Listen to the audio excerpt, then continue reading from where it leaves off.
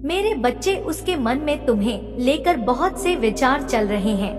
उसके अंदर विचारों का तूफान उठ गया है। वह फैसले लेने में बहुत दुविधा में फंसा हुआ है। उसे कुछ समझ नहीं आ रहा कि जीवन में अब वह क्या करे। उसे कहीं ना कहीं तुम्हारे सहारे की उम्मीद है और यह तुम्हारे फैसले की भी घड़ी है। तुम कितने दिमाग से काम लोगे और किस प्रकार उसकी सहायता करोगे, इससे तुम्हारा भविष्य तय होगा। मेरे बच्चे, यह अंतिम परीक्षा हो सकती है, इसलिए तुम्हें काफी सोच समझकर फैसला लेना है। तुम्हारा लिया गया यह फैसला तुम्हारे संघर्षों को समाप्त करेगा और साथ ही प्रेम की नई परिभाषा भी लिखेगा। तुमने बहुत सारे दुख सहे हैं, बहुत सारे कष्ट झेले हैं, लेकिन अब तुम्हें अवसर मिल रहा है अपने कष्टों को दूर करने का और साथ ही अपने जीवन में धन वैभव को आकर्षित करने का। तुम बहुत भाग्यशाली हो मेरे बच्चे। अब तुम्हें इतना प्रेम मिलेगा जिसकी तुमने कल्पना भी नहीं की होगी। अब लोगों की बातों पर ध्यान देना छोड़कर केवल खुद पर ध्यान लगाओ। जीवन का एक नया अध्याय शुरू करने की कगार पर हो तुम। इतना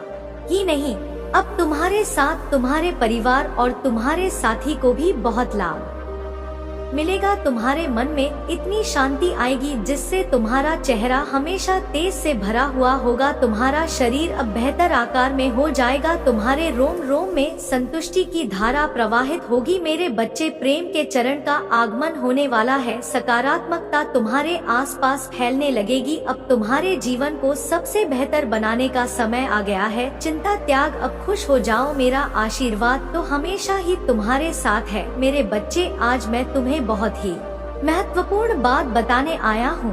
तुम्हारे जीवन में इस समय जो दौर गुजर रहा है वह तुम्हारे जीवन का सबसे महत्वपूर्ण दौर है। मनुष्य के जीवन में जब वह एक ही तरह का जीवन जीता रहता है तो उसे जिंदगी में ऐसा समय आता है जब वह कुछ भी ढंग से सोच नहीं पाता। वह अपने जीवन में ऐसा उलझ जाता है कि छोटी से छोटी चीज भी उसे समस्या लगने लगती है। मेरे बच्चे, मैं जानता हूँ तुम्हारे जीवन में इस समय क्या गुजर रहा है। तुम्हारा मन किन प्रकार के उलझनों से उलझा हुआ है, कैसे छोटी से छोटी चीज भी तुम्हारे जीवन में समस्या उत्पन्न कर देती है। यह अलग बात है कि तुम मानसिक रूप से अत्यंत मजबूत हो। तुम सदैव ही दूसरों का सहारा बनते आए हो, लेकिन कभी कभी तुम इतने हताश, इतने निराश हो जाते हो कि तुम्हें भी सहारे की आवश्यकता पड़ती है। कोई भी मनुष्य, चाहे वह कितना ही बलवान, कितना ही शूरवीर या फिर कितना ही साहसी क्यों ना हो, कभी ना कभी उसके जीवन में ऐसा दौर आता है जब वह पूरी तरह से हताश हो रहा होता है। तब उसका किसी भी कार्य में मन नहीं लगता क्योंकि उसे आगे की राह दिखाई ही नहीं पड़ती। अपने परिवार, अपने प्रेम जीवन में भी वह नीरसता का सामना कर रहा होता है। चाहे उसके मित्र हो या कोई उसका सगा संबंधी ही क्यों ना हो, उसे किसी से भी राहत नहीं मिल रही होती क्योंकि उस समय उसे आवश्यकता होती है किसी ऐसे मनुष्य की जो उसे अपने गले से लगाकर, अपने सीने से लगाकर उसे सहारा दे सके, उसे यह बता सके कि संसार में वह अकेला नहीं है। कोई ऐसा शख्स होना चाहिए जो उसे यह एहसास दिला सके कि वह उससे इस हद तक प्रेम करता है कि यदि उसने कोई गलत बात भी कह दी, कोई गलत कार्य भी कर दिया तो भी वह उसे जाने नहीं देगा, तब भी वह उसका ख्याल रखेगा। मेरे बच्चे, तुम अपने जीवन में बहुत से लोगों का सहारा बने हो, बहुत से लोगों को तुमने राहत पहुंचाई है। बहुत से लोग जब मुश्किल में रहे हैं तो तुमने उन्हें सहायता दी है। यह केवल आर्थिक सहायता नहीं बल्कि मानसिक सहायता के रूप में भी रही है। मानसिक सहायता मनुष्य के लिए आर्थिक सहायता से भी ज्यादा महत्वपूर्ण होती है। कई बार मनुष्य के कहे हुए दो शब्द भी किसी दूसरे शख्स को प्रगति तक लेकर चले जाते हैं।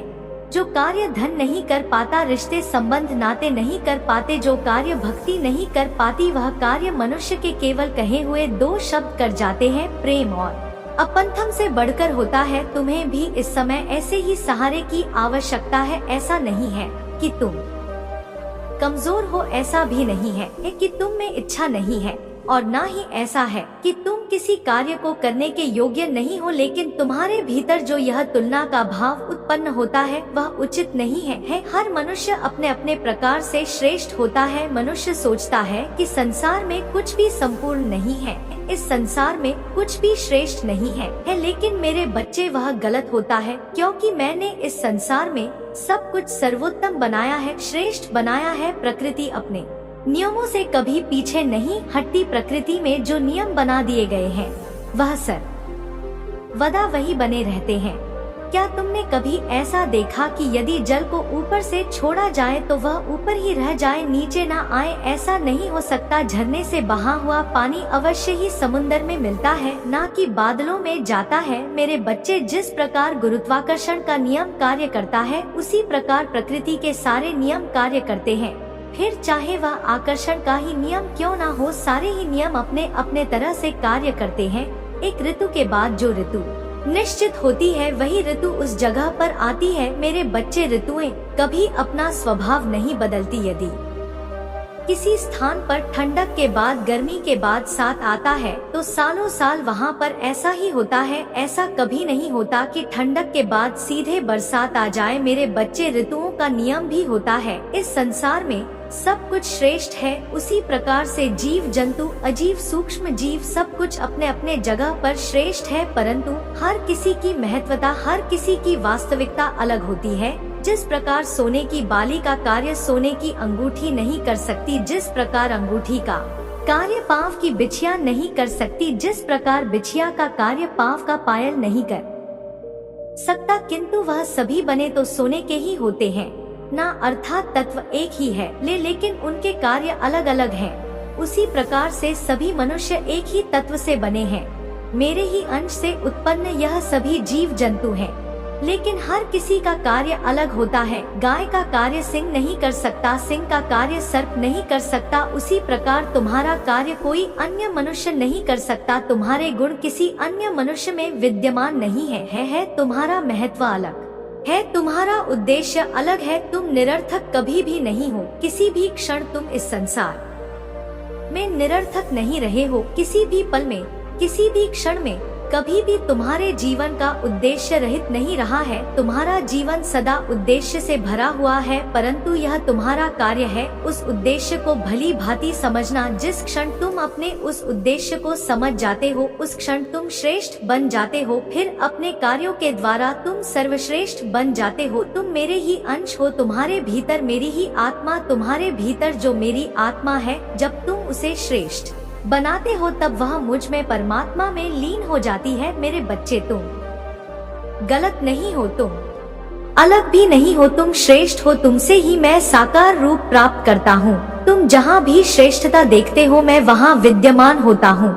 तुम में भी मैं विद्यमान हूँ। तुम्हें बस आवश्यकता है स्वयं को ढूंढने की, मुझे समझने की। मैं तुम्हारे इतने करीब हूँ कि तुम सोच भी नहीं सकते, तुम कल्पना भी नहीं कर सकते। मैं तुम्हारे उतने करीब हूँ। तुम्हें आवश्यकता है तो बस मुझे समझने की। तुम जो पाना चाहते हो मैं वह सारी चीजें जानता हूँ, और मैं आज तुम्हें यह बताना चाहता हूँ कि तुम इस संसार में जो कुछ भी पाना चाहते हो वह तुम अवश्य ही पाकर रहोगे। उसमें से ऐसा कुछ भी नहीं जो तुम प्राप्त ना कर सको। भले ही वह चीजें तुम्हें अभी बहुत दूर लगती हो, तुम्हें ऐसा लगता हो कि तुम उसके योग्य नहीं हो, तुम्हें ऐसा लगता हो कि उसके लिए कुछ चुने हुए लोग ही होते हैं।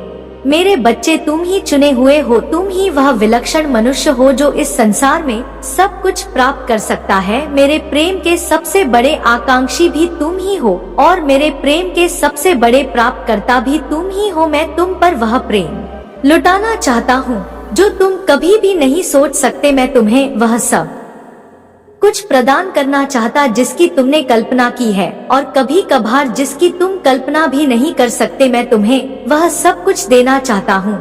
अपने मन से यह बात निकाल दो कि तुमने पाप किया है। अपने मन से यह बात निकाल दो कि तुम योग्य नहीं हो। अपने मन से यह बात निकाल दो कि तुम छोटे हो। यह बात निकाल दो कि तुम दोषी हो। अपने मन से हटा दो कि तुम अहंकारी हो। मेरे बच्चे, तुम प्रेम को पाने के लिए सबसे उपयुक्त मनुष्य हो। तुम प्रेम को पाने के लिए सबसे ज्यादा सार्थक मनुष्य हो। तुम्हें मैं विभिन्न रूपों में प्रेम देना चाहता हूँ। तुम्हारे साथी के अंदर भी मेरा ही अंश तुम्हें प्रेम देना चाहता है। वह पेड़ जिसके पास जाकर तुम्हें अपनापन महसूस हो वह कोई और नहीं मैं ही हूँ। उन नदियों की लहरों के पास जहाँ तुम्हें सुकून का एहसास होता है वहाँ कोई और नहीं होता मैं ही होता हूँ। हवाओं के वह सारे झोंके जो तुम्हें भिगो देते हैं, बारिश की वह बूंद जो तुम्हें शांति प्रदान करती है, जो तुम्हारे मन को सुकून देती है, वह कोई और नहीं मेरे ही अंश है। उन्हें किसी और ने नहीं बनाया, तुमने बनाया है, तुम्हारी कल्पनाओं ने बनाया है, तुम्हारी आकर्षण ने बनाया है, तुम्हारे जीवन जीने की इच्छा से उत्पन्न हुए हैं यह। लेकिन जब कभी तुम क्रोध में स्वयं को बुरा बोलते हो, क्रोध में विलाप करते हुए जब तुम अपने ही दुख की कल्पना करते हो, तो मेरे बच्चे तुम स्वयं को दुख नहीं दे रहे हो, मुझे दुख दे रहे होते हो, क्योंकि तुम्हारी उन कल्पनाओं से ही दुख का भी जन्म होता है। जब तुम अपने साथी से क्रोधित होकर बात बात पर लड़ते हो, जब तुम अपने परिवार से क्रोधित होकर छोटी छोटी बातों पर लड़ते हो, तो तुम अब अपने उस महान उद्देश्य से दूर जा रहे होते हो जिसके लिए तुम इस भूलोक पर आए हो। तुम्हें क्या लगता है तुम इस भूलोक पर क्यों हो? मेरे बच्चे तुम यहाँ के वासी नहीं हो, तुम्हारा संबंध इस भूलोक से नहीं है। तुम तो उस देवीय लोक से हो जहाँ कुछ भी पाना कठिन नहीं है। तुम उस देवीय लोक से हो जहाँ सब कुछ बहुत आसानी से तुम्हारे कदमों में आ सकता है। मेरे बच्चे तुम श्रेष्ठ हो, तुम्हें यह समझना होगा। यह बात अहंकार की नहीं है, यह बात आत्मविश्वास की है। अपने आप को कमजोर मानकर तुम अपने भीतर का आत्मविश्वास चकनाचूर कर देते हो, जबकि तुम उससे कहीं ऊपर हो। छोटी छोटी बातों से, छोटे छोटे झगड़ों से, छोटे छोटे ईर्ष्या द्वेष से कहीं ऊपर हो तुम। मैं जानता हूँ तुमने अपने भीतर से ईर्ष्या द्वेष का खात्मा कर दिया है, लेकिन कुछ चीजें हैं जिनसे अभी तुम्हें बचना है। मेरे बच्चे तुम्हें समझना होगा कि तुम इन सभी चीजों से बहुत ऊपर हो, इसलिए अपने जीवन की समस्त चिंता त्याग और कभी चाहे तुम्हें कितना ही दुख क्यों ना हो, अपने बारे में कुछ भी गलत मत कहो। चाहे कितनी ही पीड़ा क्यों ना हो रही हो, ऐसी कल्पना मत करो कि तुम्हें दुख मिल रहा हो। संगीत सुनते हुए एकांत में रहकर भी तुम ऐसी कल्पना मत करना। मेरे बच्चे सुख की कामना करो, सुख की कल्पना करो और सब कुछ भूल जाओ। सब कुछ यह सोच कर करो कि जो हो रहा है वह ईश्वर द्वारा ही हो रहा है। तुम्हारे जीवन से मैं दुख ऐसे दूर कर दूंगा जैसे कभी दुख होता ही ना हो। तुम्हारा जीवन स्वर्ग जैसा बन सकता है। मेरे बच्चे बस तुम्हें स्वयं में विश्वास करना है, क्योंकि तुम सर्वश्रेष्ठ हो। तुम सर्वश्रेष्ठ जीवन पाने के लिए सबसे उपयुक्त हो, तुम सबसे सार्थक हो। मेरा आशीर्वाद हमेशा तुम्हारे साथ है। समस्त चिंताओं को त्याग दो, दुखों को त्याग दो। भूल जाओ कि संसार में कोई दुख भी है, भूल जाओ कि कोई तुम्हें प्रेम नहीं करता। याद करो तो केवल उन लोगों को जो तुमसे बनता प्रेम करते हैं। याद करो उन लोगों को जिन्होंने तुम्हारे लिए कुछ भी कार्य किया है। मैं सर्वदा तुम्हारे साथ हूँ। तुम्हारे जीवन को बदलने से मैं बस जरा सा दूर हूँ। तुम्हें बस थोड़ी सी कल्पना करनी है, सकारात्मक, सुचारू, आनंद भरी कल्पना। ऐसी कल्पना जिससे न केवल तुम्हारा जीवन बदलेगा बल्कि तुम्हें चाहने वाले सभी लोगों का जीवन बदल जाएगा। मेरे बच्चे तुम्हारा जीवन सुखपूर्वक व्यतीत होने वाला है। आने वाले अगले 15 दिन तुम्हारे लिए बहुत महत्वपूर्ण है। यह दौर तुम्हारे लिए बहुत महत्वपूर्ण न है। सदा सुखी रहो, तुम्हारा कल्याण होगा।